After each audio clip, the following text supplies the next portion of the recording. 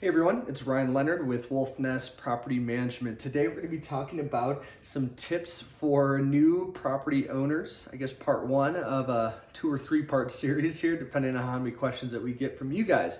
But whether you're a new landlord or been doing this yourself a long time, just some good tips that you should be, doing as that landlord. So let's kind of take a look here. So if you are becoming a new landlord, obviously, it can be a little bit stressful, overwhelming, kind of understanding everything that you need to do to be successful at it. Now, most landlords think, okay, I've got a property, let's just focus on finding a tenant. Now, while finding a tenant, the screening and vacancy obviously is important, you want to make sure that even before you put that property up online, you've got everything in line, or your ducks in the line. Making sure you're complying with Utah Fit Premises Act, just a lot of cool guidelines, laws that you want to make sure that you're aware of before you even start looking for those tenants. So here's just a quick list of some things that you should be focusing on as you're gearing up to be that first-time landlord. So let's take a look here. So obviously screen potential tenants. Now, the screening process is probably one of the most important parts of being a landlord. Now, we've got the benefit right now of such a low inventory in real estate where there is an influx of very qualified tenants looking for rental properties.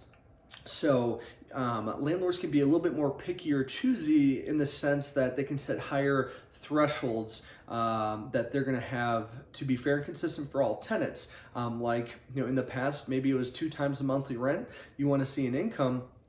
Now you can say 3 times the monthly rent. Having a certain credit score of maybe 700 plus, really having the qualifier in your marketing is a great way to weed out potential bad tenants and only attract really tenants that you are looking for. So again, when you're screening tenants, take the time to do it the right way with background checks, credit checks, and reference checks. Those are always good things. Also, have a contact list of maintenance techs ready to go. Now, I don't care how handy you are, unless you are a licensed electrician and plumber and in HVAC, you cannot do everything at this property. And we see a lot of issues when certain landlords think they can do everything. Now, obviously, being handy is a great way to minimize maintenance expenses, but when there is something significant, duct tape's not always going to work. So if it's 2 a.m. and there's a water leak or a hot water heater that's leaking, maybe that's not something that you should be doing, especially if you're out of town. You want to make sure you have a vendor list of vendors that can actually do not only during the business hours or during the weekdays, but also after hours or on the weekends, because odds are that's usually when we see most maintenance requests come in, after hours or on the weekend. So having that list even before the tenant moves in is a great way to help retain that tenant, but also minimize damage to the property.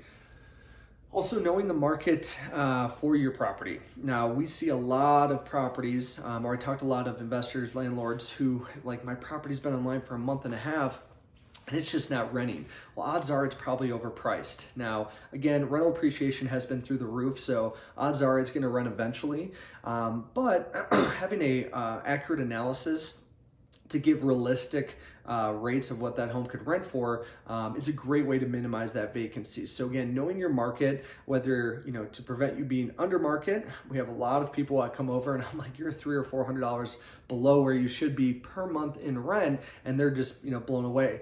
But also on the flip side, not having the property marketed or online to rent for too high, because again, it's going to sit there until all of the other competitors' properties have rented. So again, knowing the market is very, very important. We do free analysis for all of our clients and even prospective clients, so happy to help with that. Customized lease. Now, you can use a Utah Apartment Association lease, kind of like a template, which is always going to be good. It's going to cover the bases, but you want to make sure that you're customizing your lease to reflect your property.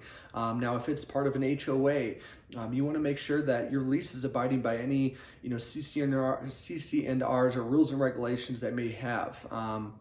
Also, making sure you have a pet policy in there. Have a clearly defined late fee structure where, okay, is rent due on the 1st, but it's not considered late until the 5th, or is it due on the 1st and it's considered late as of 11:59 on the 1st? Those are all things that you want to make sure that you have in your lease agreement, and if not in the lease, possibly an addendum that the tenant signs so that there's clear expectations on both parties. So, and the big one, inspection reports.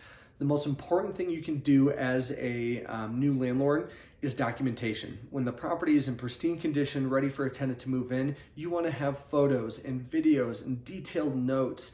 We even do commercial blacklight testing in our properties before a tenant moves in to show that, there's no stains on the carpet that you can't see with the naked eye, even before that tenant moves in. So the documentation piece is one of the things that most management companies and owners drop the ball on. And when a tenant moves out a year or two later and they don't have the documentation that they need, and there's $5,000 worth of damage, if you try to go to court and you don't have that documentation, you're going to lose that every single time. So really take the time to do a proper inspection report with videos, photos, notes before that tenant moves in. So again, you can hold them accountable at move out. So again, this may be a little bit daunting. If you have some additional questions that you want to discuss, or if you want to review your portfolio, see if we could be a good fit for your needs, be happy to do that. There's my really the website, and also my direct line or my cell phone. So give me a call, shoot me a text, and hopefully hear from you soon. Thanks.